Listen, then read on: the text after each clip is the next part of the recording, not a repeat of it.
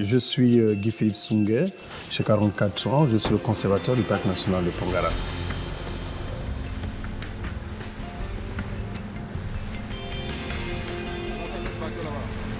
Mon devoir, c'est déjà mettre en place la stratégie de protection du parc, suivre le plan de gestion. Nous avons aussi la lutte anti-braconnage de la faune terrestre et puis le braconnage halieutique. Et en dehors de ça, il y a aussi la gestion du personnel et tout cela, je dois le manager. Mon circuit, c'était que vous m'avez fait, c'est ça, non? Moi, je voulais qu'on fasse ainsi.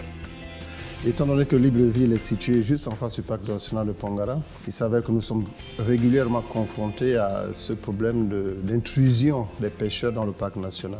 Et ça, c'est un des grands problèmes. L'autre, c'est aussi faire en sorte que les populations locales qui vivent soit dans le parc, soit en périphérie du parc, adhèrent dans la politique de développement du parc national. Et le rôle du conservateur, c'est aller vers les populations, leur expliquer le bien fondé du parc national, que le parc n'est pas là pour interdire ou bien pour les écarter, mais bien au contraire, favoriser leur développement. Au niveau de ce qui est droit d'usage coutumier, vous êtes dans votre village, vous avez le droit de consommer tout ce qui est autour de vous pour votre subsistance.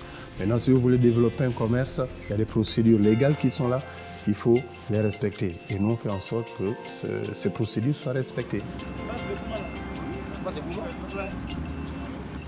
Pongara, sa spécificité, c'est également le plus grand territoire de mangrove du Gabon qui est protégé. Et nous savons bien que la mangrove, c'est la nurserie, c'est un peu la maternité, donc les zones de reproduction des poissons. Si on laisse libre cours à tout un chacun de rentrer dans ces zones, vous voyez que c'est la ressource qui est en perdition.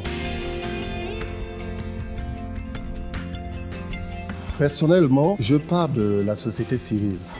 L'ONG Aventure sans frontières que j'ai créée justement par amour pour la nature. Les jeunes qui voient la nécessité de faire ce métier devaient déjà avoir des bonnes bases, des bonnes connaissances en biologie, en environnement. Nous avons une école, l'école des eaux et forêts qui est là, qui donne déjà les bases. Mais après, il faut être quand même un bon manager. Étant donné que nous avons toutes ces ressources, toutes ces forêts par exemple, nous avons l'obligation de les protéger pour nos enfants. On protège pour le Gabon, on protège pour l'humanité.